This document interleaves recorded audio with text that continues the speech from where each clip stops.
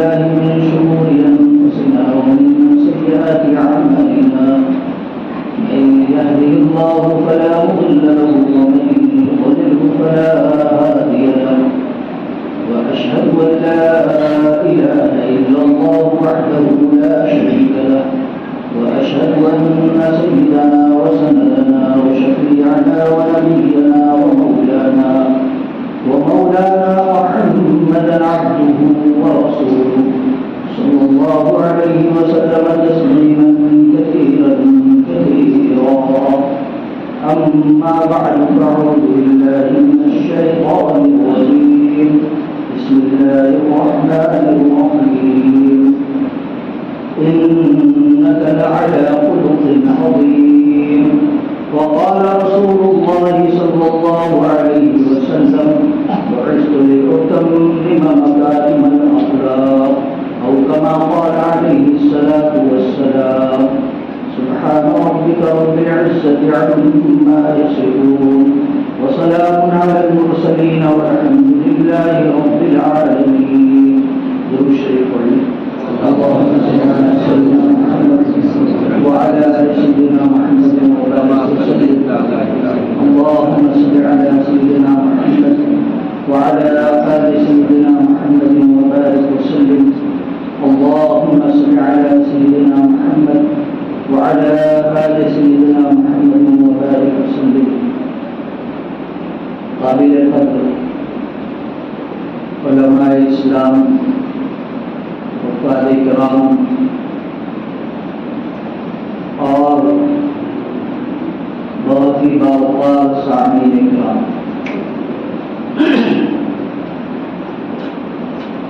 آپ حضرات کو بخوبی اس بات کا علم ہے کہ جمعیت علماء ضلع چندولی کے زیر اہتمام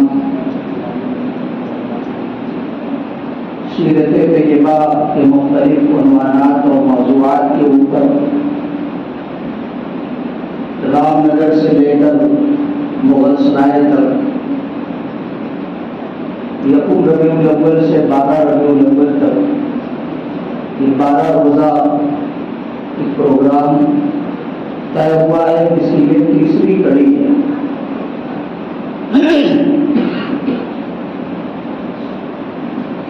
میں جمعیت علماء ضلع چندولی کے خادم کی حیثیت سے سب سے پہلے آپ حضرات کا ممنون اور مشکور ہوں کہ آپ نے اپنی اس مسجد میں پروگرام کرنے کی اجازت مرحمت فرمائی، اور مزید اس بات کے لیے مشکور اور ممنون ہوں کہ آپ ایک بڑی تعداد میں یہاں جناب محمد رسول اللہ صلی اللہ علیہ وسلم کی سیرت طیبہ سننے کے لیے آپ حضرات حاضر ہیں. سیرت طیبہ ایک بحر ناپیدا کنار ہے، ایک ایسا سمندر ہے جس کی طے کا ابھی تک کسی نے پتہ نہیں لگا. 1450 سال سے خطاب کرنے والے، واعظ کرنے والے، کتابیں لکھنے والے، مضامین اور عنوانات، مختلف عنوانات پر لکھنے والے لکھ رہے ہیں، مگر رسول اللہ صلی اللہ علیہ وسلم کی سیرت اور آپ کی حیات طیبہ جب بیان کی جاتی ہے تو کوئی نہ کوئی نیا پہلو اور نیا نقطہ نکل کر سامنے آتا ہے. یہ اعجاز ہے حضرت محمد رسول اللہ صلی اللہ علیہ وسلم کی سیرت طیبہ. اتنی کتابیں لکھی گئی ہیں سیرت کے عنوان پر اور ہر زبان کے اندر کہ اگر آپ اس کو پڑھنا چاہیں تو یہ جو آپ کی 60-70 سال کی زندگی ہے، ایسی ہزاروں زندگیاں آپ کو چاہیے ہوں گے اس کو پڑھنے کے لیے. صرف ایک پاکستان سے رسول نمبر لکھنا، پڑھنے والے آج تک اس کو پورا نہیں پڑھ سکتے. رسول نمبر اور سنا گیا اور بہت کچھ بیان کرنے والوں نے بیان کیا، مگر نقطے ہر بار الگ الگ ہیں، ہر بار ایک نئی بات ملتی ہے۔ چنانچہ ہم نے اس جلسے میں 15 مقررین رکھے اور 12 عنوانات رکھے، یعنی ان 12 دنوں میں 12 مسجدوں کے اندر رسول اللہ صلی اللہ علیہ وسلم کی سیرت طیبہ کے مختلف گوشوں کو 12 عنوانات کے تحت بیان کیا جائے گا، جس کو تقریباً 15 علماء اکرام خطاب کر کے بیان کریں گے۔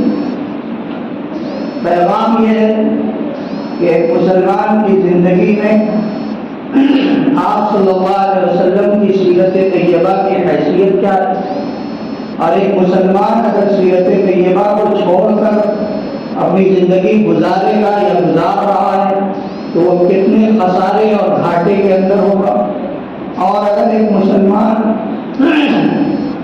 رسول اللہ صلی اللہ علیہ وسلم کی سیرت طیبہ کو مان کر زندگی گزارے گا تو وہ کتنے فائدے اور نفع کے اندر رہے گا۔ یہ اصل پیغام ہے ان جلسوں کا۔ آج کے زمانے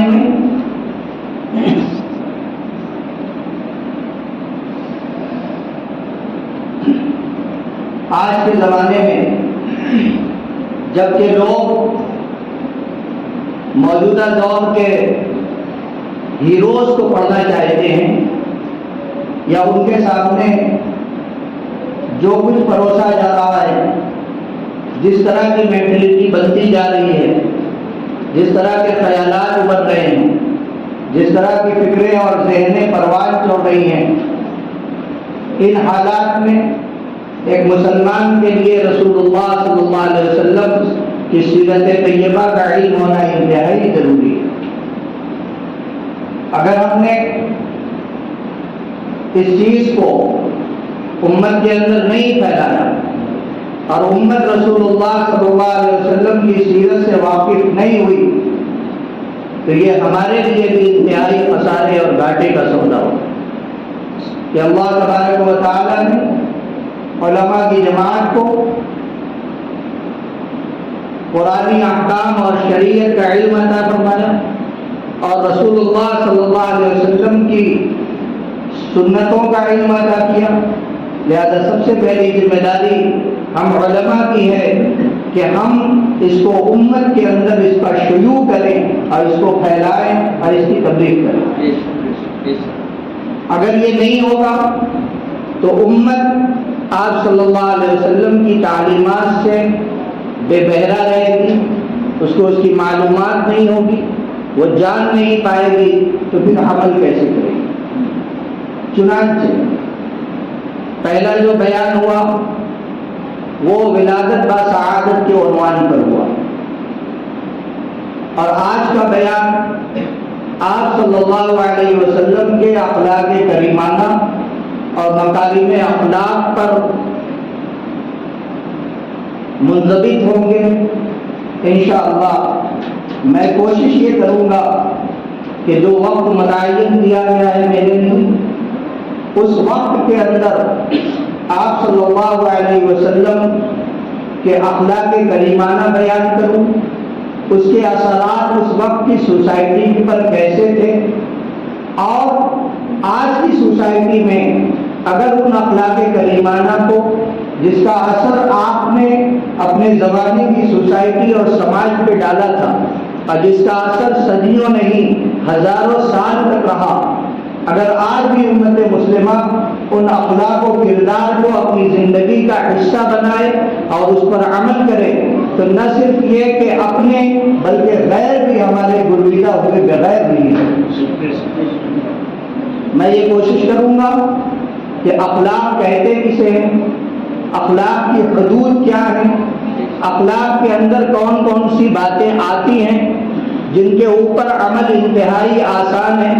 اگر ہم ان باتوں پر عمل کریں گے تو ہماری زندگی آج کے زمانے میں ایک روشن مشعل اور ایک روشن چراغ ہوگی کہ لوگ اس کی شمع کی روشنی میں اور اس کی چراغ کے اس نور کے اندر اپنے منزل کی راہیں متعین کر سکتے ہیں۔ صرف یہی نہیں کہ ایک مسلمان بلکہ غیر بھی جو اس ملک کے اندر ہے یا پورے عالم کے اندر ہے وہ اپنا ایک راستہ متعین کر سکتے ہیں کہ حق اور سچ اور دنیا کے اندر اپنی زندگی جینے کا ایک راستہ، واحد راستہ ہے جناب محمد رسول اللہ صلی اللہ علیہ وسلم کی سیرت طیبہ کا یہ پہلو کہ آپ مکارم اخلاق میں کیسے۔ اس لیے آج کا عنوان مکارم اخلاق نبوی صلی اللہ علیہ وسلم ہے۔ میں اللہ سے دعا کرتا ہوں کہ اللہ تبارک و تعالیٰ مجھے اس مضمون کا پورے طور پر حق ادا کرتے ہوئے بیان کرنے کی توفیق عطا فرمائے، اور اس کے بعد آپ کو سننے کے ساتھ ساتھ مجھے بھی اور آپ کو بھی عمل کی توفیق عطا۔ سیرت طیبہ کے بہت سے پہلو ہیں۔ آپ صلی اللہ علیہ وسلم کا بچپن، آپ کی جوانی، آپ کے غزوات، آپ کی ازدواجی زندگی، آپ کی سیاسی زندگی، آپ کی مقابلے کی زندگی، لڑائیوں کی زندگی، غزوات جسے کہتے ہیں، سرایا کی زندگی، سب سے روشن پہلو جو ہے وہ اخلاق کریمانہ۔ اس دنیا کے اندر اخلاق کسے کہتے ہیں؟ سب سے پہلے تو آپ اس کو سمجھیں۔ اخلاق کہتے ہیں عادات کو۔ ایک انسان جب آنکھ کھولتا ہے، پیدا ہوتا ہے، تو چند لوگوں سے جو اس کے ارد گرد ہیں، ماں سے، باپ سے یعنی والدین سے، بھائی بہنوں سے، اسکول اور کالج، یونیورسٹیز، مدرسے، مکاتب یا دیگر اداروں کے اندر رہ کر اپنے اساتذہ سے یا اپنے اطالب سے، اپنے بڑوں سے چند عادتیں سیکھتا ہے، اسی کو اخلاق کہتے ہیں۔ جو عادتیں خلق کہتے ہیں عادت، اور اخلاق اس کی جمع ہے عادتیں۔ تو آج کے بیان میں اس بات کی کوشش کی جائے گی کہ آپ صلی اللہ علیہ وسلم کے اخلاق یعنی آپ کے عادات و اطوار بیان کیے جائیں۔ اخلاق و اطوار اس دنیا کے اندر جن شخصیات کے سب سے یکتا اور یگانہ ہوتے ہیں وہ انبیاء علیہ السلام۔ کیوں؟ اس لیے کہ انبیاء علیہ السلام کی جو عادات، آپ کے جو اخلاق ہوتے ہیں، اس کی تربیت خود اللہ رب العزت فرماتے ہیں۔ انبیاء علیہ السلام کے اخلاق اور عادات کی تربیت خود اللہ رب العزت فرماتے ہیں۔ اسی کا دوسرا نام عادات بھی آپ کر سکتے ہیں۔ آپ صلی اللہ علیہ وسلم نے ارشاد فرمایا، ادبنی ربی، میرے رب نے مجھ کو ادب سکھایا۔ ادب یہ سب سے پہلا قرینہ ہے۔ اگر انسان بے ادب ہو جائے تو ففر معاشیتا، جس کے اندر سے ادب نکل جائے وہ پھر کسی کام کا نہیں رہتا۔ بے ادب انسان کسی کام کا نہیں رہتا۔ اس لیے با ادب با نصیب ہوتا ہے اور بے ادب بے نصیب ہوتا ہے۔ جو با ادب ہوتا ہے، جس کے اندر اخلاق ہوتے ہیں، جس کی عادات و اطوار اچھی ہوتی ہیں، وہ با ادب ہوتا ہے، اور با ادب با نصیب ہوتا ہے اور بے ادب بے نصیب ہوتا ہے۔ اس دنیا کے اندر اگر ہم اخلاق کو دیکھیں تو سب سے زیادہ با اخلاق اور اطوار کے اندر یکتا وہ انبیاء علیہ السلام۔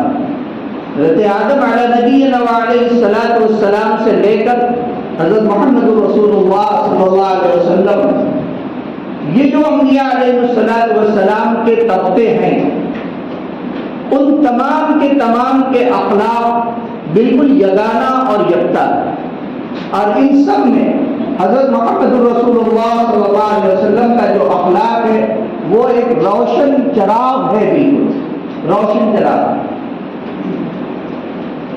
آپ نے فرمایا، اور آپ کی بعثت کے مقاصد بھی جو آپ نے بیان فرمائے وہ یہ فرمایا، بعثت لأتمم مکارم الاخلاق، میں دنیا کے اندر اس لیے بھیجا گیا ہوں تاکہ اخلاق کریمانہ کو کمال کی حد تک پہنچائے۔ اور آپ نے اپنی حیات طیبہ میں صرف یہی نہیں کہ ذاتی طور پر آپ کے اندر اخلاق کریمانہ تھے، بلکہ آپ نے اس زمانے کی سب سے نچلی سطح کے لوگوں کو اخلاق کریمانہ کے ثریا اور اوج کے اوپر پہنچایا۔ ایسا ایک معاشرہ تشکیل دیا، ایک ایسی سوسائٹی کریٹ کی اور ایک ایسی سوسائٹی بنائی آپ نے جس کی مثال دنیا لانے سے آج حاصل ہے۔ آپ بہت بڑے بڑے ریفارمرز کا، بہت بڑے بڑے لوگوں کا تذکرہ کر سکتے ہیں، لیکن اگر اخلاق و اطوار اور عادات کی بات کریں گے تو اس میں حضرت محمد رسول اللہ صلی اللہ علیہ وسلم تنہا اور یکتا نظر آئے۔ آپ کے اخلاق کریمانہ کے قریب کوئی انسان نہیں پہنچ پائے۔ افسوس اس بات کا ہے کہ ہم اس کو نہ جانتے ہیں نہ سمجھتے ہیں۔ جب بھی بات کی جاتی ہے اخلاق، آپ کے اخلاق بیان کیے جاتے ہیں، مگر آپ کے اخلاق نے جن اخلاقیات نے، جن اخلاق کے درجوں نے اور اخلاقیات کے جن کل پرزوں نے اس وقت کی سوسائٹی پر اثر ڈالا، اور اس وقت کی سوسائٹی میں ایسے افراد پیدا ہو گئے کہ وہ سزائے مقدمات کے لیے تیار تھے، وہ اپنی جان دینے کے لیے تیار تھے، مگر رسول اللہ صلی اللہ علیہ وسلم کے سکھائے ہوئی اخلاق اور عادات اور اطوار کو چھوڑنے کے لیے کبھی تیار نہیں۔ ہم جب اخلاق کے ضمن میں بات کرتے ہیں تو سب سے پہلی بات تو آپ یہ سمجھیں کہ اخلاق دو طرح کے ہوتے ہیں، عادات دو طرح کی ہوتی ہیں، اطوار دو طرح کے ہوتے ہیں۔ ایک عادت اور ایک اخلاق اور ایک طور اور طریقہ اچھا ہوتا ہے اور ایک برا ہوتا ہے، لہذا اچھی عادت اور اچھے اخلاق کو بھی اخلاق کہتے ہیں اور بری عادت کو بھی اخلاق کہتے ہیں۔ چنانچہ ہمیں کتب حدیث کے اندر، کتب تفسیر کے اندر، اسلامی کتب کے اندر اخلاق حسنہ اور اخلاق رذیلہ یہ دو الفاظ ملتے ہیں، برابر پڑھے جاتے ہیں، جسے آپ یہ کہہ سکتے ہیں اچھے اخلاق اور برے اخلاق۔ تو ہم آج اس مجلس میں رسول اللہ صلی اللہ علیہ وسلم کے ان اخلاق سے بات کریں گے جو آپ کے اعلیٰ اخلاق ہیں۔ ظاہر سی بات ہے آپ کے اندر کسی اخلاق کے اندر، کسی عادت کے اندر کوئی کمی اور کوئی کوتاہی نہیں۔ اللہ رب العزت نے آپ کو انک لعلی خلق عظیم، اخلاق کریمانہ کے اعلیٰ درجے پر مبعوثی فرمایا تھا، یعنی آپ کے اخلاق اللہ رب العزت نے پورے عالم کے اندر ایون کی، یعنی کہ انبیاء علیہ السلام کے اخلاق سے بھی اعلیٰ اخلاق آپ کو عطا فرمائے۔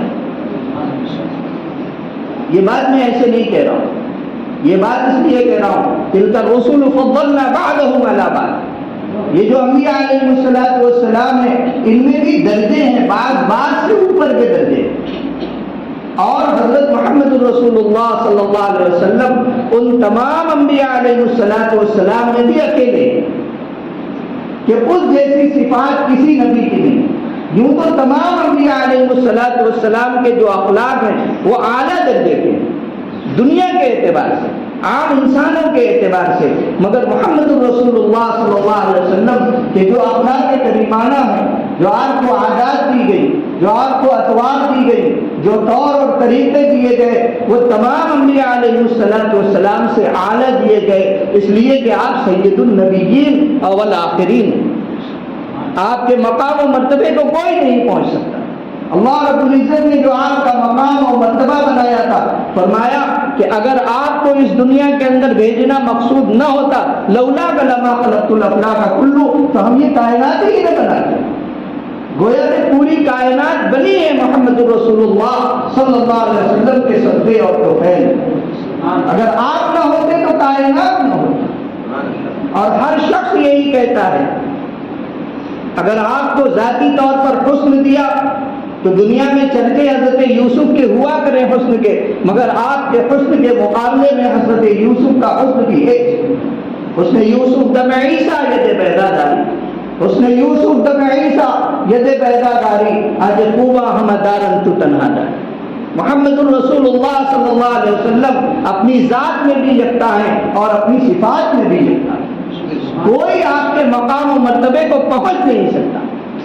چنانچہ آپ کے درجے اللہ نے اتنے بلند کیے کہ کل قیامت اور حشر کے میدان میں بھی آپ کو مقام محمود جب دیا جائے گا تو تمام انبیاء علیہ السلام سے آپ کا درجہ اور آپ کا مقام سب سے بلند ہوگا۔ کل محشر کی میدان میں تمام اولین و آخرین جمع ہوں گے، تمام انبیاء علیہ السلام کی امتیں جمع ہوں گی۔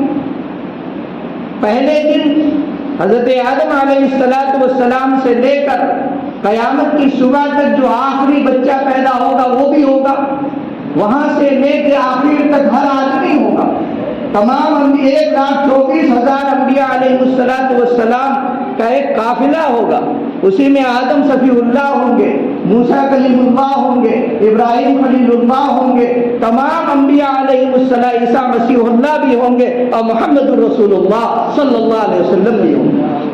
لیکن حضرت آدم سے لے کے حضرت عیسیٰ علیہ السلام تک تقریباً 1,24,000 انبیاء علیہ السلام اللہ رب العزت کے سامنے اس بات کو کہنے میں کانپ رہے ہوں گے اور ڈر رہے ہوں گے کہ اللہ حساب شروع کیجیے، یہ مقام محمود محمد رسول اللہ صلی اللہ علیہ وسلم کو حاصل ہے۔ یہ بات اس لیے کہہ رہا ہوں، یہ موضوع سے تھوڑا ہٹ کر بات ہے، مگر اس لیے کہہ رہا ہوں کہ میرے دوستو اپنی حیثیت اور اپنی وقت اور اپنی اوقات کو پہچانو کہ ہم اس نبی کی امت ہیں۔ جب انسان، جب قومیں اور جب سماج اور سوسائٹی یہ بھول جاتا ہے کہ اس کی حیثیت کیا ہے، اس کا مقام کیا ہے، اس کا مرتبہ کیا ہے، وہ کس عروج کے اوپر ہے اور کون سے بام کے اوپر اس کو بیٹھنا چاہیے، جب اسے یہ نہیں معلوم ہوتا تو قومیں زوال کی طرف چلی جاتی۔ ہم نے جب اپنی زندگی سے شریعت مطہرہ کے احکام نکال دیے، رسول اللہ صلی اللہ علیہ وسلم کی سنتوں اور آپ کے اخلاق کریمانہ کو پس پش ڈال دیا تو آج ہم دنیا کے اندر سب سے رذیل قوم ہو گئے، ہماری کوئی پوچھ نہیں ہے۔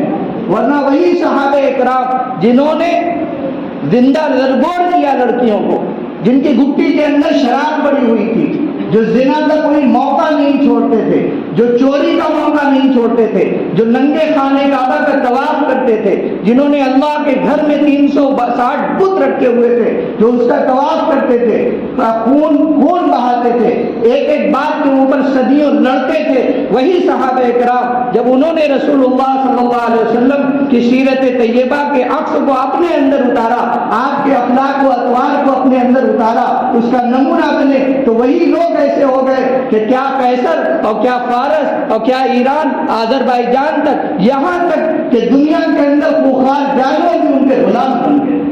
آج ہم نے سیرت رسول اللہ چھوڑ دی، اخلاق نبوی کو چھوڑ دیا، اپنی زندگی کو اخلاق نبوی سے بالکل کنارہ کش کر لیا، تو آج ہماری حالت یہ ہے کہ جانوروں کو پوچھا جاتا ہے، ہمیں نہیں پوچھا جاتا۔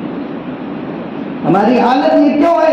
اس لیے کہ ہم رسول اللہ صلی اللہ علیہ وسلم کی سیرت طیبہ سے، آپ کے اخلاق و اطوار سے، آپ کی عادات و اطوار سے کوئی عکس اور کوئی نور حاصل نہیں کرتے۔ اس لیے آج کا یہ عنوان مکارم اخلاق سے تعلق رکھتا ہے۔ سب سے پہلے اگر آپ رسول اللہ صلی اللہ علیہ وسلم کے اخلاق کریمانہ کا جائزہ لیں تو ان میں سے چند چیزوں کو بیان کیا جا سکتا ہے۔ یوں تو آپ کے اخلاق ہر چیز میں ملیں گے، اس کے درجے ہیں، لیکن میں چند اخلاق جس کا آج کے زمانے میں کوئی سوچ نہیں سکتا اس کے بارے میں، اگر آپ سوچیں گے تو آپ دنیا کے سب سے بیوقوف انسان کہلائیں گے۔ اس لیے میں آپ صلی اللہ علیہ وسلم کی حیات طیبہ کے اخلاق کریمانہ کے انہی پہلوؤں کو آج بیان کرنا چاہتا ہوں جس کے بارے میں آج ایک مسلمان بھی سوچ نہیں سکتا۔ جب ہم اخلاق کریمانہ کا اور مکارم اخلاق کا اور رسول اللہ صلی اللہ علیہ وسلم کی عادات و اطوار کا جائزہ لیتے ہیں تو ان میں سب سے پہلی جو چیز ہے وہ سچائی ہے، سچ بولنا۔ حضرت رسول اللہ صلی اللہ علیہ وسلم نے 40 سال نبوت سے پہلے مکہ مکرمہ کے اندر کفار و مشرکین کے اندر گزارا۔ آپ کی حیات طیبہ کے 40 سال نبوت سے پہلے اپنے گھر کے لوگ، باہر کے لوگ، علاقے کے لوگ، شہر کے، قصبے کے، اور اس سے بڑھ کر ایک دوسرے ملک کے لوگ، وہ سب آپ کو جانتے ہیں۔ ملک شام کے لوگ بھی آپ کو جوانی کے زمانے میں جانتے تھے، اس لیے کہ آپ اس جگہ کاروبار کرنے جاتے تھے۔ یثرب کے لوگ بھی آپ کو، یعنی مدینہ منورہ کے لوگ جو پہلے یثرب تھا، وہ لوگ بھی جانتے تھے، اس لیے کہ ان کا آنا مکہ مکرمہ کے اندر تھا۔ اور وہ لوگ جو آپ کے گھر کے تھے، اور وہ لوگ جو آپ کے گھر کے نہیں، آپ کے دیگر خاندان کے علاقے کے تھے، وہ بھی آپ کو جانتے تھے۔ آپ صلی اللہ علیہ وسلم نے نبوت کے بعد جو سب سے پہلا پیغام دیا، تو آپ نے پوچھا، صفا پہاڑی کے اوپر آپ نے کیا پوچھا؟ آپ نے پوچھا کہ میرا بچپن، میری جوانی، یہاں تک کہ میں ادھیڑ ہو گیا، 40 سال کی عمر، دن رات، صبح شام، اٹھنا بیٹھنا، کھانا پینا، تعلقات، سب کچھ آپ کے ساتھ میرے رہے۔ صفا کی پہاڑی سے آپ وہ پوچھ رہے ہیں، اپنی قوم سے پوچھ رہے ہیں، ان لوگوں سے پوچھ رہے ہیں جو 40 سالہ زندگی کے گواہ ہیں، ان سے کیا پوچھ رہے ہیں؟ هل وجدتمونی صادقا او کاذبا، کہ آپ حضرات جو میری زندگی کے گواہ ہیں، میری زندگی کے آئینہ ہیں، آپ نے میری 40 سالہ زندگی کو ملاحظہ کیا ہے، آپ نے میری 40 سالہ زندگی کو دیکھا ہے، جس میں میرا بچپن بھی ہے، میری جوانی بھی ہے، اور آج 40 سال کا میں ہو گیا، میں آپ ہی لوگوں کے درمیان پڑا ہوں، میں نے 40 سالہ زندگی آپ ہی کے درمیان گزاری ہے، اور بہت زیادہ سفر وغیرہ بھی نہیں کیے کہ میں آپ سے دور رہا ہوں 10 سال 20 سال، میں نے ہر وقت 24 گھنٹے آپ کے ساتھ گزارے ہیں۔ هل وجدتمونی صادقا او کاذبا، تم نے مجھے سچا پایا یا جھوٹا پایا؟ قوم نے کیا کہا؟ قوم نے کہا ما وجدنا فیک الا صدقا، اے محمد ہم نے آپ سے سچ کے علاوہ کچھ نہیں پایا، یعنی آپ صادق ہیں، آپ سچے ہیں۔ یہ اخلاق کریمانہ کی گواہی کون دے رہا ہے؟ کوئی مسلمان نہیں دے رہا، ابو بکر و عمر نہیں دے رہے ہیں، عثمان اور علی نہیں دے رہے ہیں، سعد اور سعید نہیں دے رہے ہیں، یہ کون دے رہا ہے؟ وہ لوگ دے رہے ہیں جو آپ کے پیغام کے مخالف ہیں اور آپ کے دشمن۔ آج ہم میں سے کوئی ہمت کرے گا سچ بولنے کی؟ کیوں بھائی؟ آج تو مسلمان کی زبان کے اوپر یہ بات ہے کہ مولوی صاحب اگر جھوٹ نہ بولے تو کام نہیں چلے۔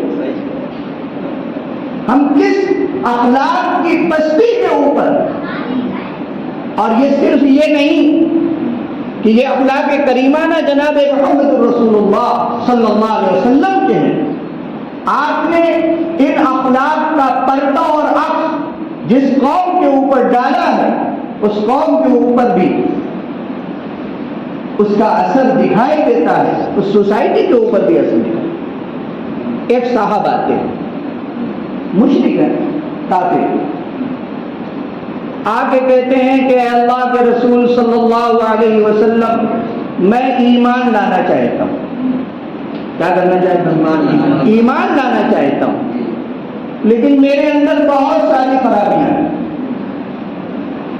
بہت ساری خرابیاں، جیسے آج میرے اندر، آپ حضرات تو ماشاءاللہ نیک لوگ، جیسے میرے اندر انہوں نے عرض کیا کہ میں ایمان قبول کرنا چاہتا ہوں، لیکن میری بری بہت سی عادتیں، میں شراب بھی پیتا ہوں، زنا بھی کرتا ہوں، اور جوئے بھی کھیلتا ہوں، بہت ساری بری عادتیں میری، لیکن ایک بات میں آپ سے کہتا ہوں کہ اگر آپ اس بات پر تیار ہو جائیں جو میں اب کہنے والا ہوں تو میں ایمان قبول کر لوں۔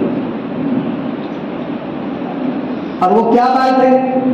کہ دیکھیے بری عادتوں تو میرے اندر بہت ہیں اور میں سب کو اکٹھا چھوڑ بھی نہیں سکتا. آپ یہ کہیے کہ ان میں جو بری عادتیں میری ہیں میں ان میں سے ایک عادت آج سے چھوڑ دوں تو میں ایمان قبول کروں. میرے دوستوں،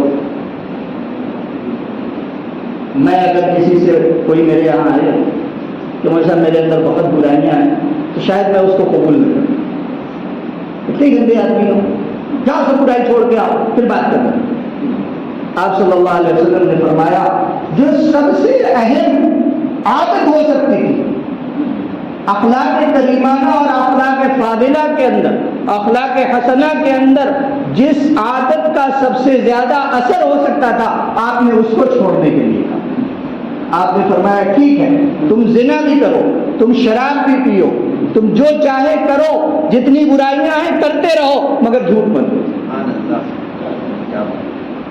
تم جو چاہے کرو، تم زنا کرتے ہو نہیں چھوڑ سکتے مت چھوڑو، تم شراب پیتے ہو مت پیو مت چھوڑو، تم جوا کھیلتے ہو کھیلتے رہو مت چھوڑو، لیکن ایک کام کرنا کہ جھوٹ مت بولو. صحابی نے اقرار کر لیا کہ ایک ہی بات سے چھوڑنی ہے. آپ سب تیار ہیں جھوٹ سچ بولنے اور جھوٹ چھوڑنے کے لیے؟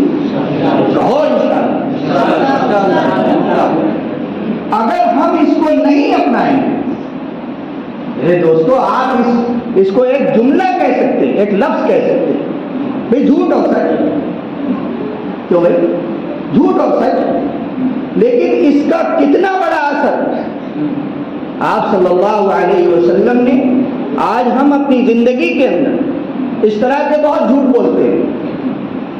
ایک عورت ہے وہ اپنے بچے کو بلا رہی ہے، بچے کو بلا رہی ہے، تعال کوتک شیئا، آواز دے رہی ہے کہ میرے بچے کو آؤ ہم تم کو ٹافی دیں گے یا ایک سامان دیں گے.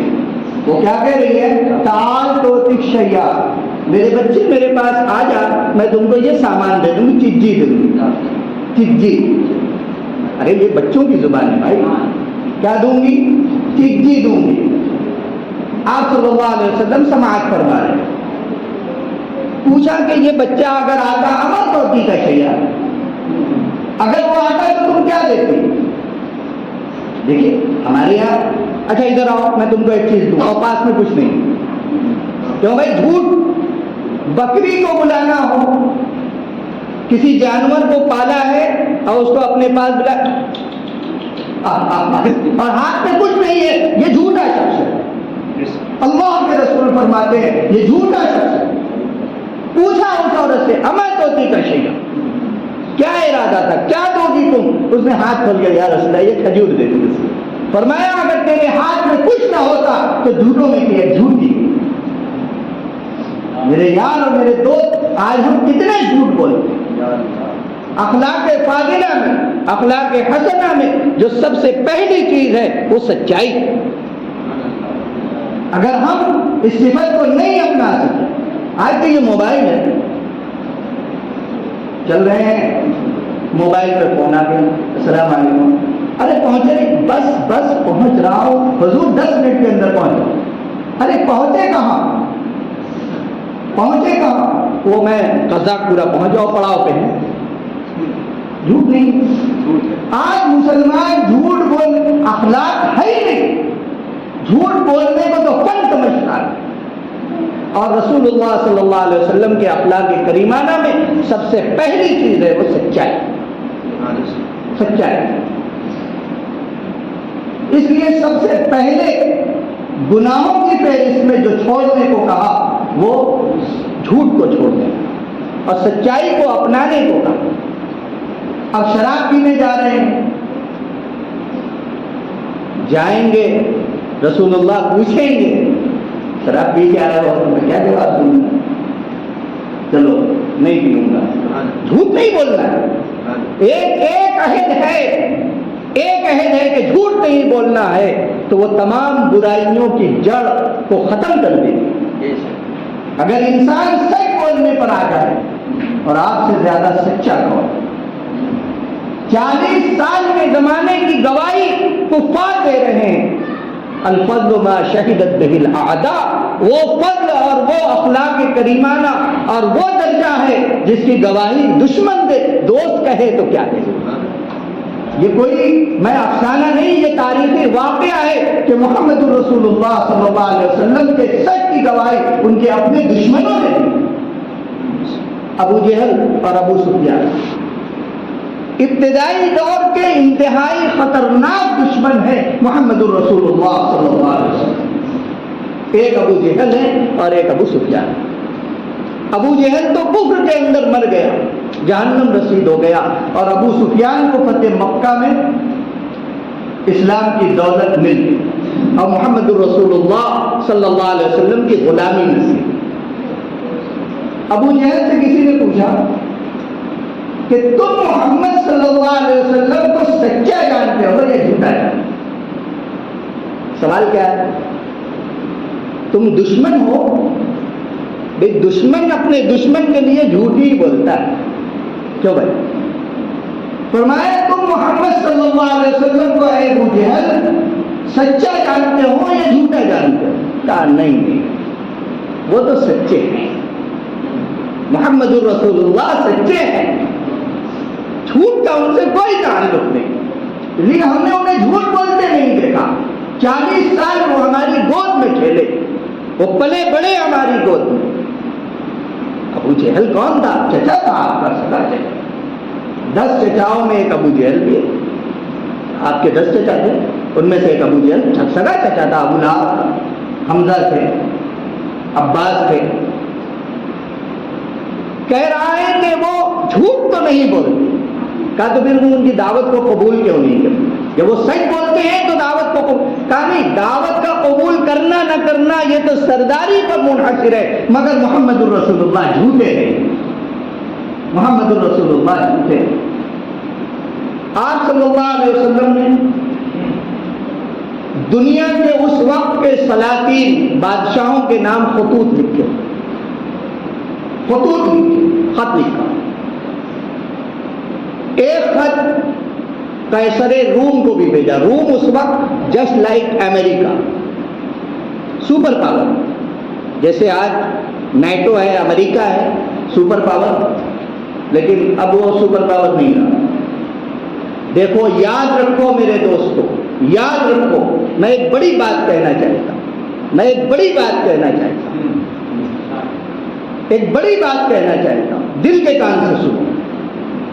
جب سپر پاور محمد الرسول اللہ کے سچے غلاموں سے ٹکرائے گی وہ پارا پارا ہو جائے۔ میں یہ بڑی بات کہہ رہا ہوں آپ سے۔ اس کے لیے ابو بکر اور عمر کا ہونا ضروری نہیں ہے، عثمان اور علی کا ہونا ضروری نہیں ہے، خالد ابن ولید کا ہونا ضروری نہیں ہے۔ جب دنیا کی کوئی سپر پاور سچے عاشق رسول سے، محب رسول سے ٹکرائے گی تو اس کا خاتمہ یقینی ہے، اور اب امریکہ خاتمے کی طرف جا رہا ہے الحمدللہ، اور انشاءاللہ اس کا خاتمہ اگر میں رہا تو میں بھی دیکھوں گا انشاءاللہ۔ ٹکرایا کس سے؟ ان سچے غلاموں سے ٹکرایا۔ میں نام نہیں لینا چاہتا، نام لوں گا تو ذرا مسئلہ رہتا ہے۔ آپ اشارہ سمجھ گئے ہو جی؟ اشارہ تو سمجھ گئے؟ نہیں، افغانستان میں آپ دیکھ لیں نا، 40 سال، اور یہ دنیا کی تاریخ ہے اور واقعہ ہے۔ برطانیہ ٹکرایا، پاش ہو گیا، رشیا ٹکرایا، ٹکڑے ٹکڑے ہو گیا، اور آج امریکہ ٹکرایا تو اس کی حالت کیا۔ یاد رکھو میرے دوستوں، یاد رکھو، اس پس منظر میں ایک بات اور کہنا چاہتا ہوں کہ اگر ہم سچے غلام بن گئے تو یہ جو ہم سے ٹکرانا چاہتے ہیں یہ بھی باقی نہیں رہیں گے۔ بس سچے غلام بننے کی، محب رسول بننے کی، عاشق رسول بننے کی، اپنے اخلاق کو اعلیٰ بنانے کی کوشش کرنے کی ضرورت ہے۔ انشاءاللہ اس اخلاق کے سامنے کوئی ٹک نہیں پائے۔ تو سب سے پہلی چیز، قیصر روم ہرقل اس وقت بادشاہ تھا، اس کو آپ صلی اللہ علیہ وسلم نے اسلام کی دعوت کا خط لکھا۔ اس نے خط پڑھا اور کہا کہ دیکھو، اچھا یہ جو ملک ہے روم، یہاں برابر کفار و مشرکین کا آنا جانا ہے، ان سے ایک طرح کا اتحاد ہے، ان سے عربوں سے جاتے آتے رہتے۔ تو اس نے دوڑایا کہ دیکھو بھائی کوئی آیا ہوا ہے عرب سے تو بلا لاؤ، ذرا تحقیق کی جائے یہ کون محمد ہے جس نے ہمیں اسلام کی دعوت دی۔ تو پکڑ کے آئے حضرت ابو سفیان، جو آپ صلی اللہ علیہ وسلم کے جانی دشمن، جو کسی وقت کوئی موقع آپ کو غضب اور تکلیف پہنچانے کا چھوڑتے نہیں، جن کی بیوی ہندہ ہے، جس نے اپنے غلام وحشی ابن حرب کے ذریعے سیدنا امیر حمزہ رضی اللہ تعالیٰ عنہ کو بے دردی کے ساتھ شہید کروایا۔ ایسی شہادت اسلام کے اندر کوئی نہیں ہوئی ہے۔ شہادتیں بہت ہیں، ہم اس کے معترف ہیں، ان کا احترام کرتے ہیں، تمام شہیدوں کو سلام کہتے ہیں، مگر حضرت حمزہ جیسی شہادت کوئی نہیں ہے۔ اسی لیے آقا صلی اللہ علیہ وسلم نے آپ کو سید الشہداء کا لقب بھی عنایت فرمایا۔ یہ ابو سفیان پکڑ گیا، چلو بھائی بادشاہ نے ملا، آ گئے۔ اس نے کچھ سوال کیے ہیں، احادیث کی کتابوں کے اندر ان کے تمام سوال اور جواب مذکور ہیں۔ میں اختصار کے طور پر جو میرا عنوان ہے میں اس سے بات کرتا ہوں۔ ہرقل نے محمد صلی اللہ علیہ وسلم کے خاندان کے بارے میں، آپ کی صفات کے بارے میں، آپ کے صحابہ کی صفات کے بارے میں یہ سب سوال کیے۔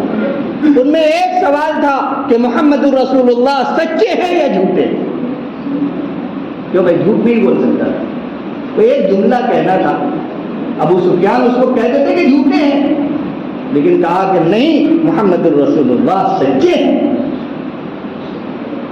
الفضل ما شہدت بہ الاعداء، وہ گواہی وہ معتبر ہے جو دشمن آپ کے ہیں۔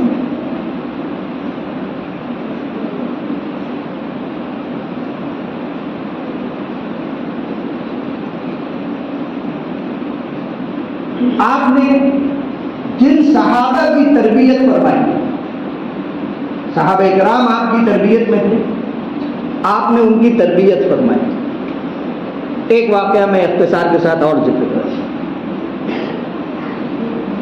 غزوہ تبوک کا واقعہ آپ نے سنا ہوگا، بارہا سنا ہوگا۔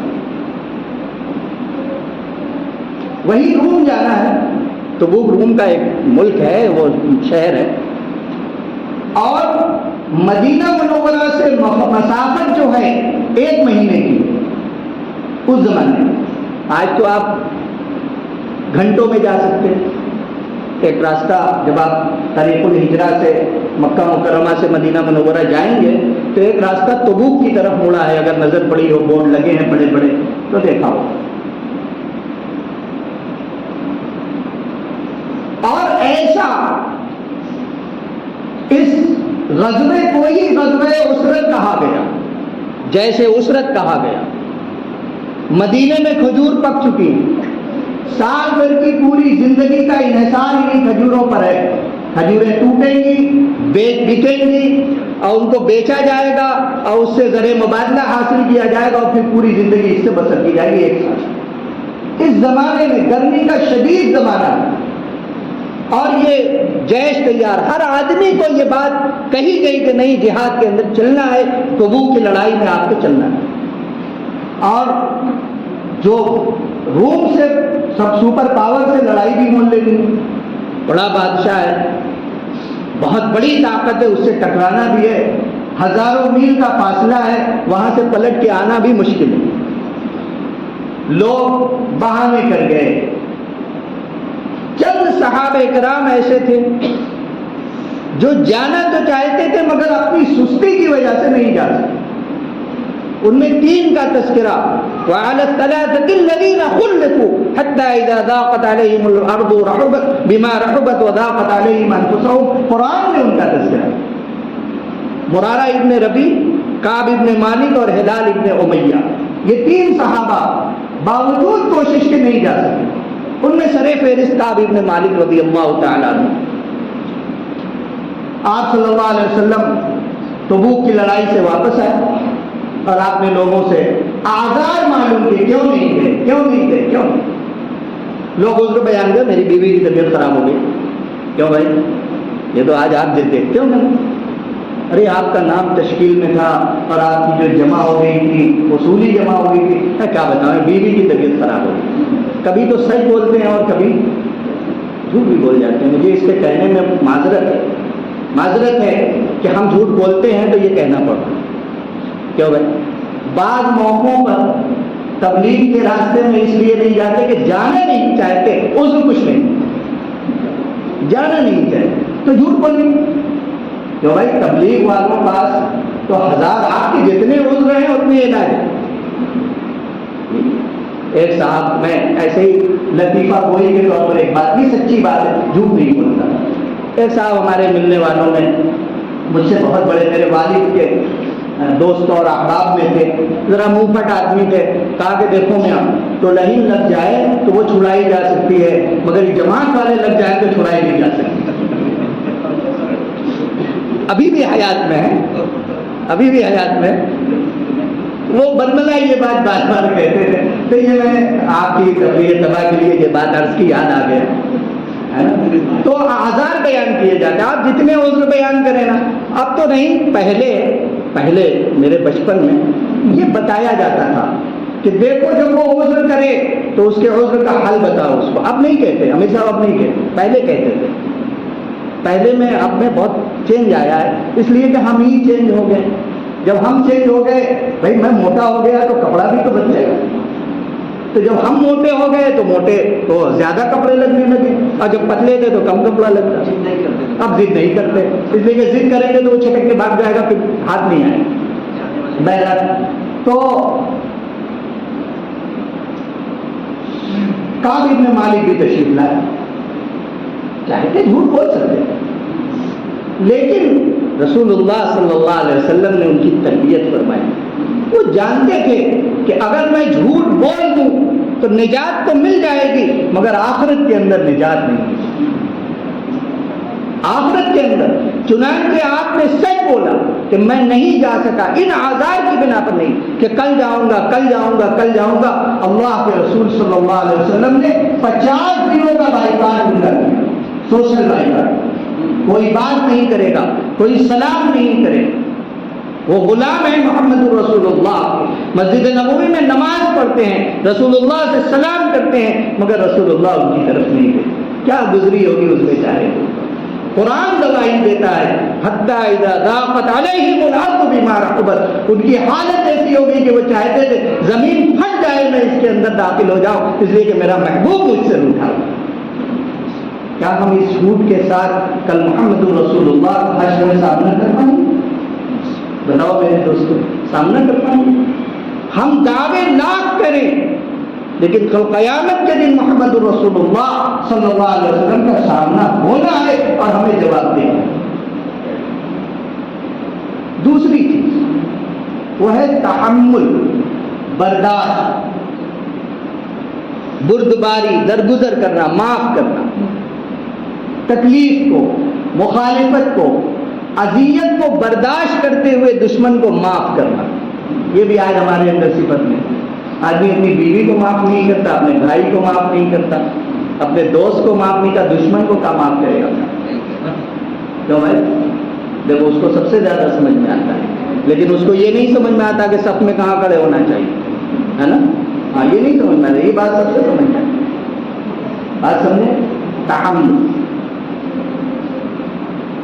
یہ بھی رسول اللہ صلی اللہ علیہ وسلم کے اندر مکہ مکرمہ کی زندگی میں اگر یہ کہا جائے کہ آپ برداشت کر رہے تھے، ایک مجبوری تھی، آپ کو کوئی طاقت نہیں تھی. لیکن جب آپ مکہ مکرمہ کے اندر فاتح کی حیثیت سے 10,000 صحابہ اکرام کی ایک بڑی جماعت کو لے کے مکہ مکرمہ پہنچے ہیں اور آپ فاتح کی حیثیت سے اندر داخل ہوئے، آپ نے مکہ مکرمہ کو فتح کیا، کعبے کے بت ڈھائے گئے، کعبے کو آپ نے اپنی عصائے مبارک سے صاف کیا، بتوں سے پاک کیا، اور آپ نے ایک سوال کیا کہ اے لوگو، آج مجھ سے تم کیا امید رکھتے ہو؟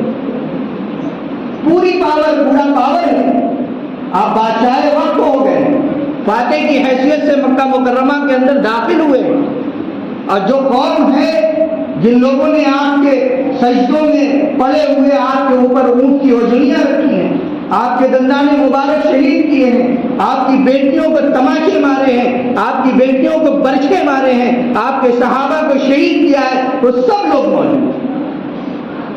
اب بتائیں انصاف کا تقاضا کیا ہے؟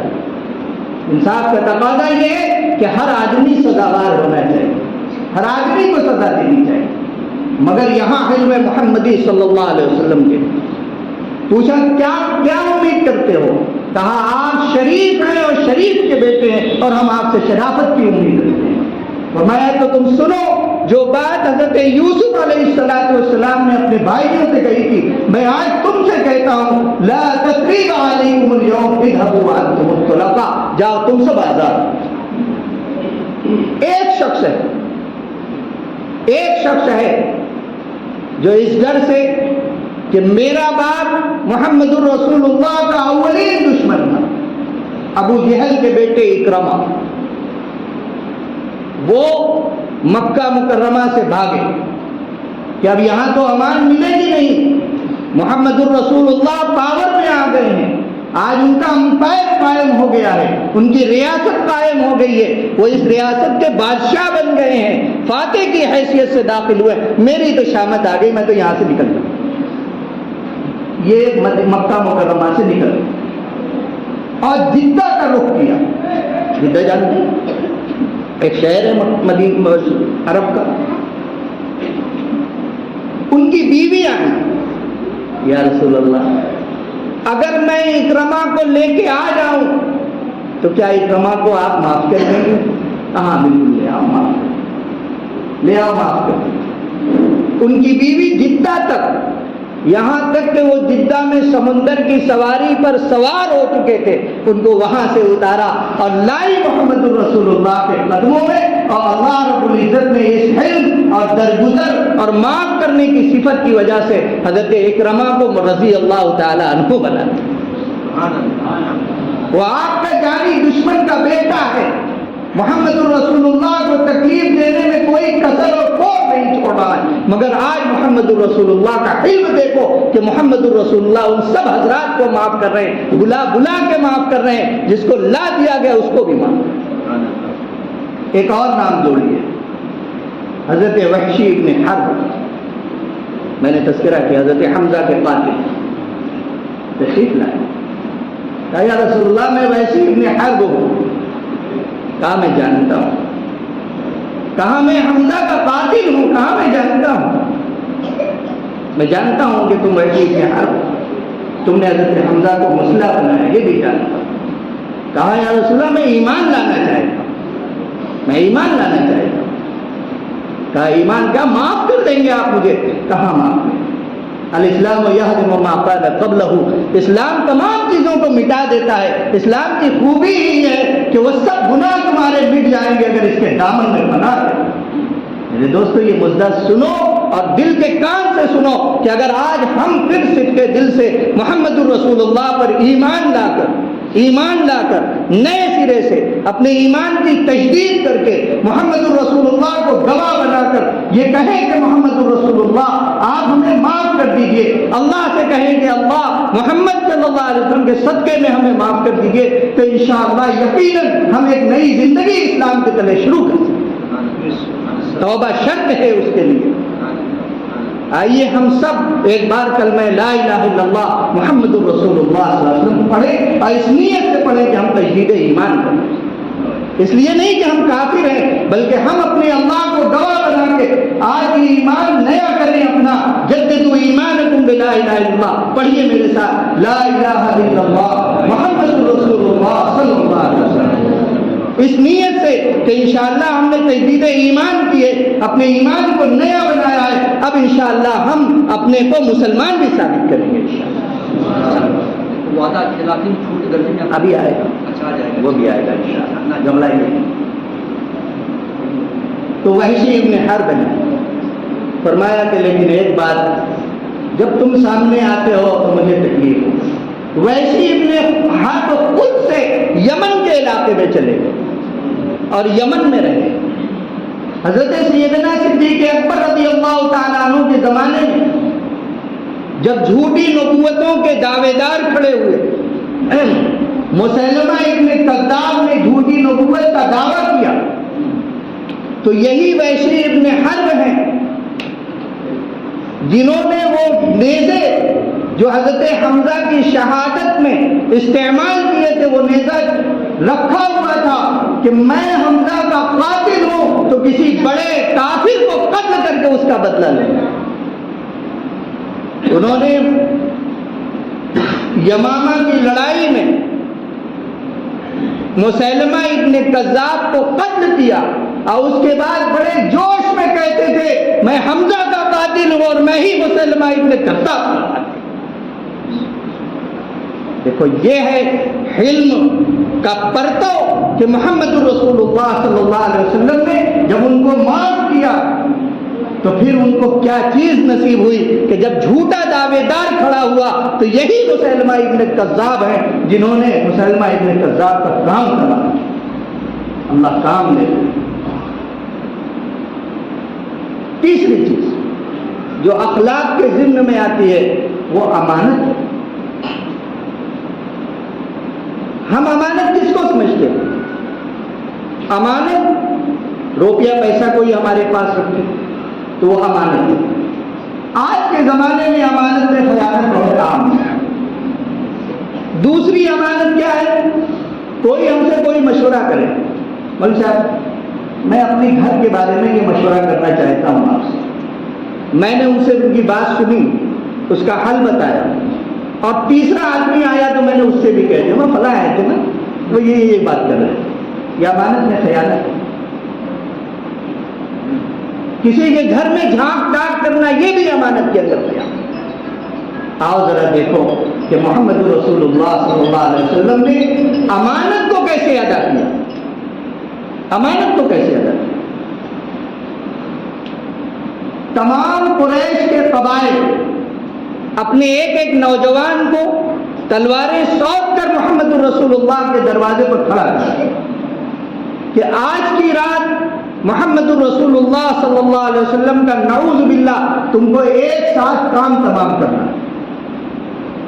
بے شمار نوجوان آپ کے دروازے اور آپ کے مکان کا حصار کیے ہوئے، اور یہ رات ہجرت کی رات ہے.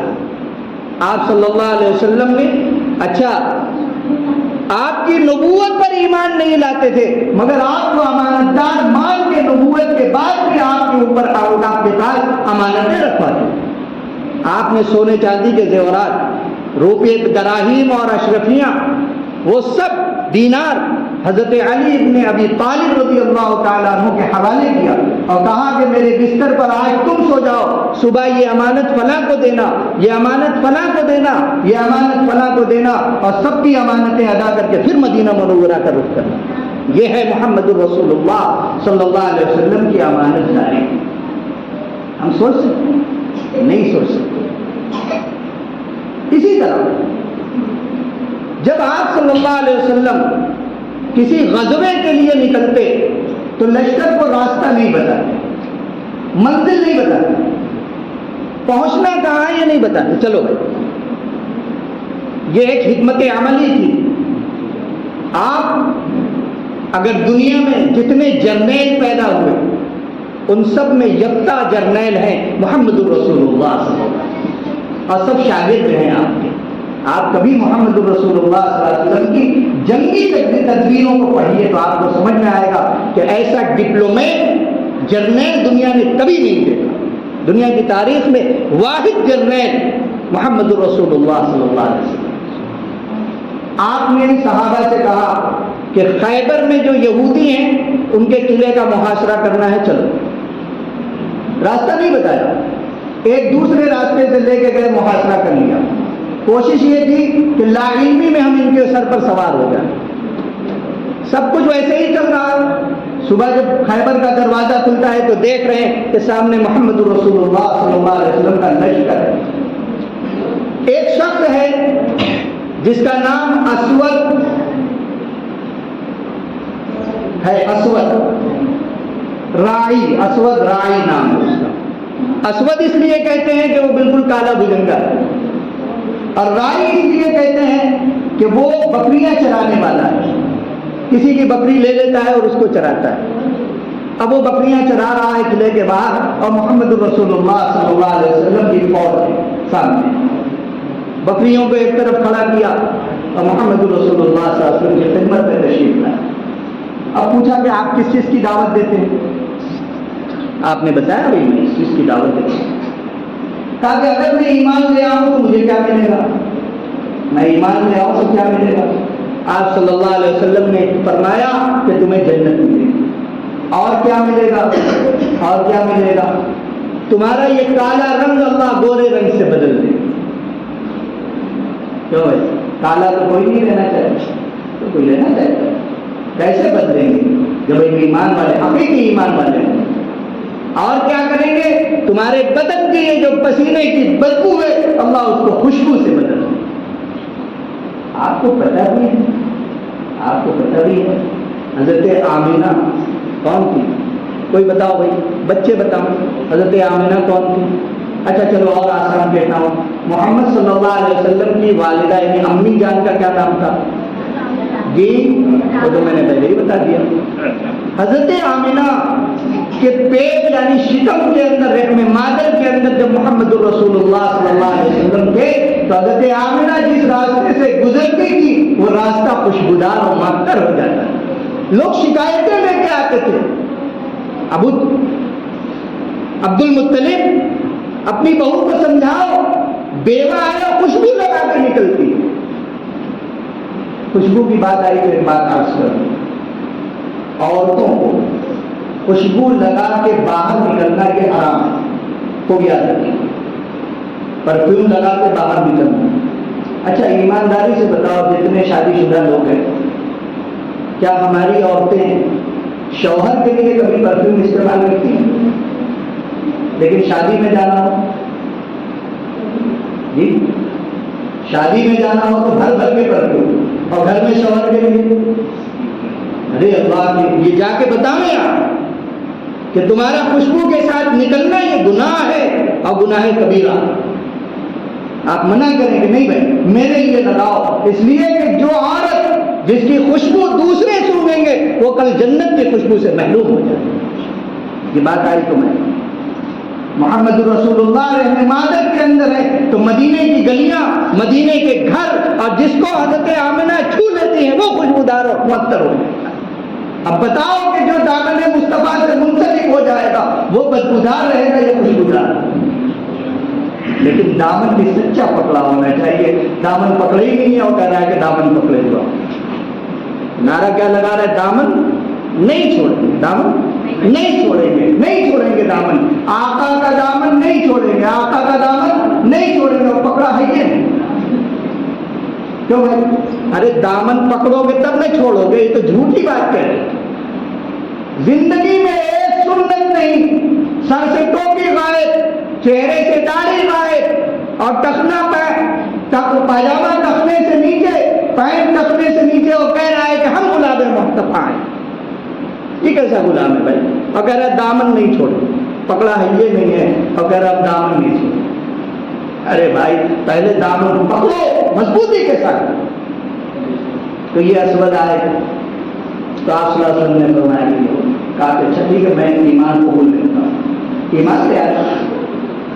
آپ صلی اللہ علیہ وسلم نے کہا کہ بکری کس کی ہے؟ کہا فلاں کی. کا جواب دے دیا. اللہ کی بندہ سمجھ میں نہیں آیا، سمجھ میں نہیں آیا. دشمن کی بکری ہے. کون ایسا امانت دار ہوگا جو دشمن کی بکری واپس کرنے کو کہے؟ کوئی ہوگا دنیا کے اندر؟ یہ ہماری عقیدت نہیں ہے، یہ ایک تاریخی واقعہ ہے کہ کوئی فوج دشمن کے محاصرہ کیے ہو، دشمن کے علاقے میں فوج کشی کی ہو اور اس کی بکریاں جو امانت ہے ان کے صحابی کے پاس اب وہ واپس کر رہے ہیں. یہ ہے محمد الرسول اللہ صلی اللہ علیہ وسلم کے اخلاق.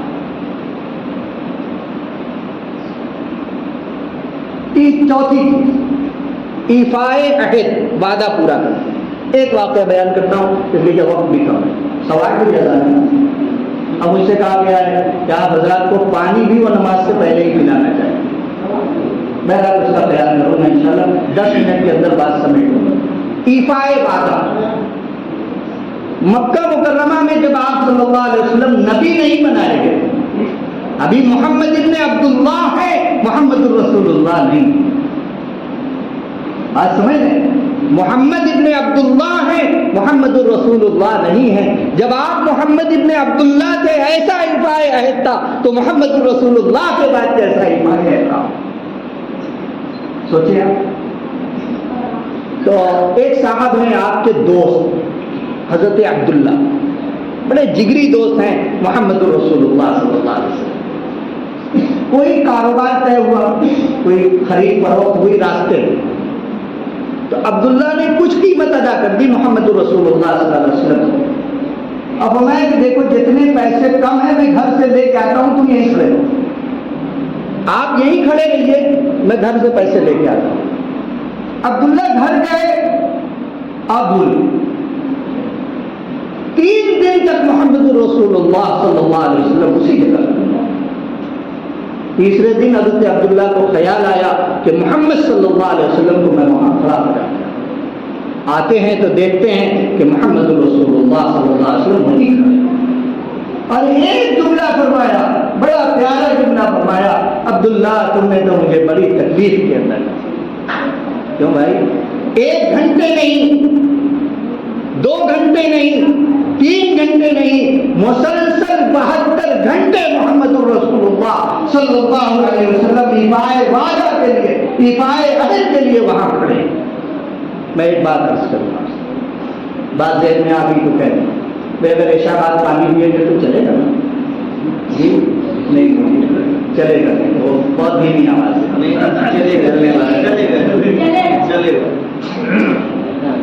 میرے دوستوں، ہم بھی عہد کر کے آئے، ہم میں سے ہر شخص اللہ سے عہد کر کے آئے.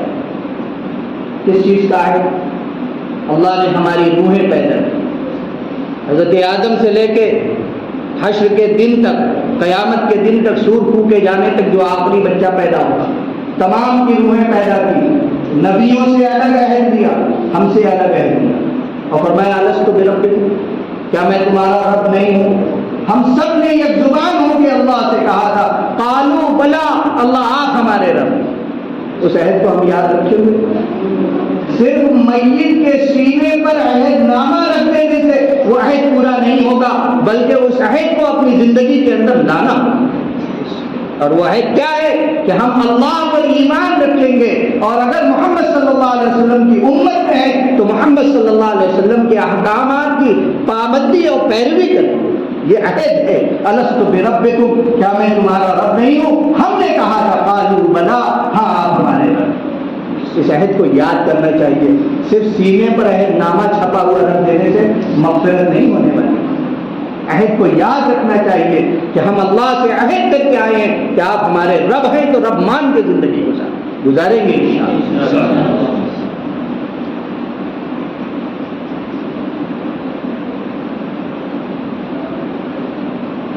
پانچویں چیز، خوش طبعی.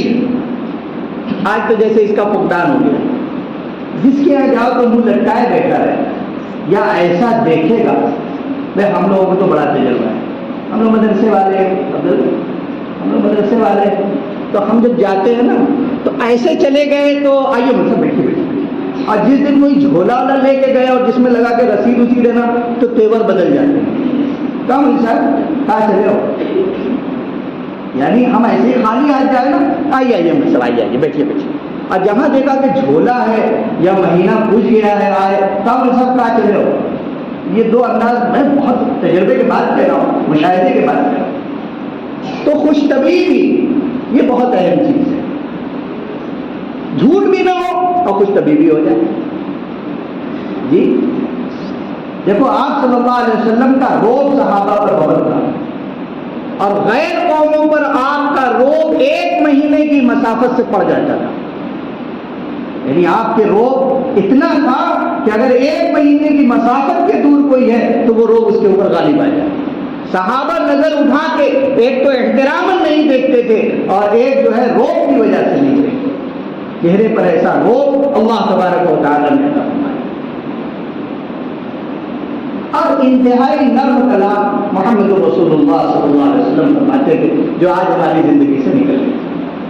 جب بولیں گے تو کٹوا ہی بولیں گے, کٹوا سا ہے نا, ایک دم جیسے تیر ہو زہر میں گھٹا ہوا. کیوں بھائی؟ اور اب تو زبان ہی مسلمانوں کی خراب ہوتی. ہمارے بنارس میں پتہ نہیں رام نگر میں بولتے ہیں پیچھے سے آئیں گے دوست ہے کہاں ہے کہاں ہے, یہ زبان ہماری ہوگی. نہ سلام نہ کلام. کیوں بھائی کہاں ہے ٹھیک ٹھاک ہے. ارے اللہ کے بندو, محمد الرسول اللہ کے غلام کی یہ زبان نہیں.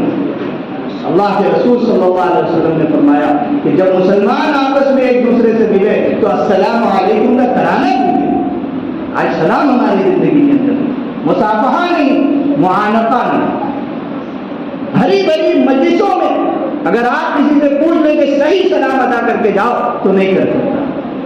کوئی السلام علیکم, کوئی پتہ نہیں کیا تھا, کوئی پتہ نہیں. السلام علیکم ورحمۃ اللہ تو کوئی کہنا نہیں چاہتا. تو آپ خوش طبع بھی تھے. خوش طبعی کی اخلاق کی اعلیٰ درجے کی چیز ہے خوش طبعی. ایک صحابی آئے, ظاہر ان کا نام تھا, دیہاتی صحابی اور گاؤں کے تھے, اور وہ حضور صلی اللہ علیہ وسلم کو تحفہ بھی دیتے تھے اور آپ بھی تحفہ دیتے تھے. اسی طرح ایک شخص آیا اور درخواست کی کہ مجھے سواری کے لیے اونٹ چاہیے. کیا چاہیے؟ سواری کے لیے اونٹ چاہیے. تو آپ صلی اللہ علیہ وسلم نے فرمایا کہ بھئی ایک اونٹنی کا بچہ لا کے ان کو دے دو. کیا فرمایا؟ ایک اونٹنی کا بچہ لا کے ان کو دے دو. اب وہ صحابی بڑا پرزودہ ہوئے, یار میں تو آیا تھا سواری کے لیے اونٹ مانگنے اور یہ کہہ رہے ہیں کہ اونٹنی کا بچہ لا کے دے دو. تو آپ صلی اللہ علیہ وسلم نے اس کو بھانپ لیا تو فرمایا کہ ارے بھائی تمام اونٹ اونٹنی کے بچے ہوتے ہیں. اونٹ جو ہوتے ہیں وہ اونٹنی کے بچے ہوتے ہیں. ایک بڑھیا آئی. اچھا آج ہم کیسے لطیفے بولتے ہیں جس میں جھوٹ ہوتا ہے. آج لطیفہ گوئی انٹرٹینمنٹ کا ذریعہ ہو گیا. میں آپ کی زبان اس لیے بول رہا ہوں کہ یہ بچے سمجھ لیں. ایسے شوز چلتے ہیں. پاکستان کا ایک کردار بہت مشہور ہوا, عمر شریف, ابھی جلدی ہاتھ میں مرا. جھوٹ ہی تو بولتا تھا. ہمارے ہندوستان میں بہت سے ایسے کامیڈین جسے بولتے ہیں اور ہم شوق سے اس کو سنتے ہیں. جھوٹ سن رہے ہیں اور وہ جھوٹ بول رہے ہیں, ہنسانے کے لیے جھوٹ بول رہے ہیں. یہ ہنسانے میں پھنسا رہے ہیں. کہاں پھنسا رہے ہیں؟ گناہ میں پھنسا رہے ہیں. آپ صلی اللہ علیہ وسلم نے ایک بوڑھی عورت آئی, کہا یا رسول اللہ صلی اللہ علیہ وسلم میرے لیے دعا کر دیجیے میں جنت میں چلی جاؤں. کیا فرمایا کہ دعا کر دیجیے کہ میں جنت میں چلی جاؤں. آپ صلی اللہ علیہ وسلم نے فرمایا بوڑھیاں جنت میں نہیں جائیں. اب وہ بڑی بدمردہ ہوئی, میں تو دعا کرانے آئی تھی اور یہ کہہ رہے ہیں کہ بوڑھیاں جنت میں نہیں جائیں. آپ صلی اللہ علیہ وسلم نے فرمایا کہ نہیں, وہاں کوئی بوڑھا ہو کے جنت میں نہیں جائے گا, سب جوان بنا کے جنت میں جائے گا. اچھا جنت میں عمر کتنی ہوگی؟ 35 سے 36 سال, جو شباب کی عمر ہوتی ہے جی. اچھا ایک صحابی ہیں, وہ راستے میں اپنا بازار کے اندر ہیں اور رسول اللہ صلی اللہ علیہ وسلم پیچھے سے آئے, جیسے بھی ہم لوگ آتے ہیں, اور آپ نے ان کو بھیجا, پیچھے سے پکڑ لیا اور ایسا پکڑا کہ یہ پیچھے مڑ کے دیکھ نہ پائے. تو کچھ مسا نہیں جاتا آدمی. تو آپ صلی اللہ علیہ وسلم جب بتاؤ بوجھو کون ہے, بوجھو تو جانے جی. دیکھو یہ خوش طبعی ہے. آج پکڑ لو نا تو لڑائی جھگڑے ہو جائیں گے. وہ پیچھے پکڑ کے مارے گا آپ کو. کیوں بھائی غلط کیا نا, پیچھے سے آپ کسی کو پکڑ لینا تو لڑائی ہو جائے گی. تو اب وہ پکڑے ہوئے ہیں محمد صلی اللہ علیہ وسلم, اور یہ مجھے کون ہے پوچھو, بوجھو تو جانے. جو عربی کے لفظ ہے نا وہ یہی ہے, بوجھو تو جانے. آپ صلی اللہ علیہ وسلم فرمایا بوجھو تو جانے. یہ تواضع تھا آپ کا. تو تیسری بار میں وہ جانے کہ محمد رسول اللہ صلی اللہ علیہ وسلم, تو اب نہیں کہہ رہے کہ چھوڑ دیجیے, اب تو آپ سمٹ رہے ہیں کہ اللہ کے رسول کی آغوش میں کسی طرح پہنچے. یہ سب سے تو نہیں کرتے. تو تواضع یہ اخلاق کا, سچائی, امانت داری, حلم, تواضع. اور آخری چیز ہے یہ تواضع, آخری چیز آپ صلی اللہ علیہ وسلم مجلس میں آتے تھے تو صحابہ آپ کے لیے کھڑے نہیں ہوتے تھے، آپ پسند نہیں فرمائے۔ ایک بار صحابہ نے تذکرہ کیا اپنی مجلس میں حضرت یونس علیہ السلام، اور اس طرح تذکرہ کیا کہ یونس علیہ السلام اللہ کے رسول صلی اللہ علیہ وسلم سے کم درجے کے ہیں۔ تو آپ صلی اللہ علیہ وسلم نے فرمایا لا تفضلونی علی یونس ابن متہ، کہ مجھے یونس ابن متہ پر فضیلت مت دو۔ یہ اس لیے نہیں کہ میں فضیلت نہیں ہے، تواضع تھا آپ کا۔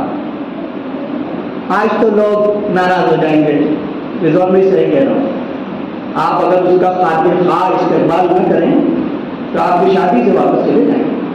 ہمیں بلایا، دروازے پہ استقبال کے لیے نہیں کھڑے تھے، کیوں ہے بتائیے؟